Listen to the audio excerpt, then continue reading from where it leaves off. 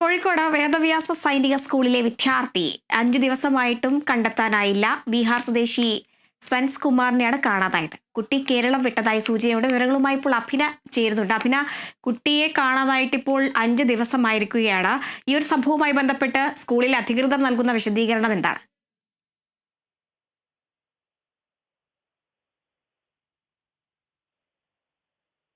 കഴിഞ്ഞ 23-നാണ് വേദവ്യാസ സൈനിക സ്കൂൾ ഹോസ്റ്റലിൽ നിന്നും അതിസാഹസികമായി ബീഹാർ സ്വദേശിയായ 13-കാരൻ ചാടിപ്പോയിരിക്കുന്നത്. കാണാതായിട്ട് 5 ദിവസം പിന്നിട്ടിട്ടും ഇതുവരെയായിട്ട് പോലീസിന് കുട്ടിയെ കണ്ടെത്താനായിട്ടില്ല. കുട്ടി കേരളം വിട്ടു എന്ന സൂചനയുടെ അടിസ്ഥാനത്തിൽ പോലീസ് ഇപ്പോൾ പൂനെ, ജാർഖണ്ഡ് എന്നിവിടങ്ങളിലേക്ക് അന്വേഷണം വ്യാപിപ്പിച്ചിട്ടുണ്ട്. അതേസമയം പുലർച്ചെ 1 മണിക്കാണ് ഹോസ്റ്റലിലെ 1-ാം നിലയിൽ നിന്നും കേബിളിൽ പിടിച്ചിറങ്ങിയ കുട്ടി അതിസാഹസികമായി താഴേക്ക് ചാടിയത്. ഹോസ്റ്റലിന്റെ 1-ാം നിലയിൽ നിന്നും കേബിളിൽ പിടിച്ചിറങ്ങിയ കുട്ടി താഴേക്ക് കിടക്ക എറിഞ്ഞിരുന്നു. ഈ കിടക്കയിലേക്ക് ചാടിയാണ് കുട്ടി പുറത്തേക്ക് കടന്നത്. പിന്നീട് ഈ പുറത്തേക്ക് ഇറങ്ങിയ ശേഷം കുട്ടി കോഴിക്കോട് റെയിൽവേ സ്റ്റേഷനിലേക്ക് പോയതായും പിന്നീട് കോഴിക്കോട്ടെ റെയിൽവേ സ്റ്റേഷനിൽ നിന്നും പിന്നീട് പാലക്കാട്ടേക്ക് പോയതായും CCTV ദൃശ്യങ്ങൾ പോലീസിന് ലഭിച്ചിട്ടുണ്ട്.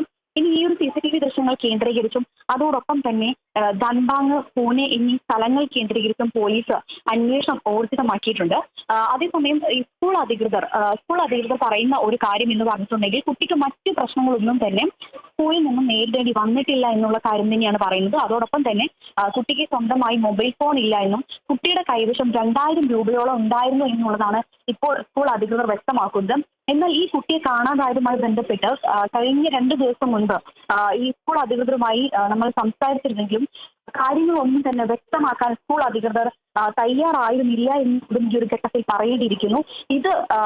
ഇതൊരു പക്ഷേ എന്തിനാണ് ഈ സ്കൂൾ അധികൃതർ എന്തുകൊണ്ട് ഇത് പുറത്ത് അറിയിച്ചിരുന്നില്ല, അല്ലെങ്കിൽ കൂടുതൽ ഈ ഒരു അന്വേഷണം കാര്യക്ഷമമാക്കിയില്ല എന്നുള്ളൊരു ചോദ്യവും നിലനിൽക്കുന്നുണ്ട് ഹരിത.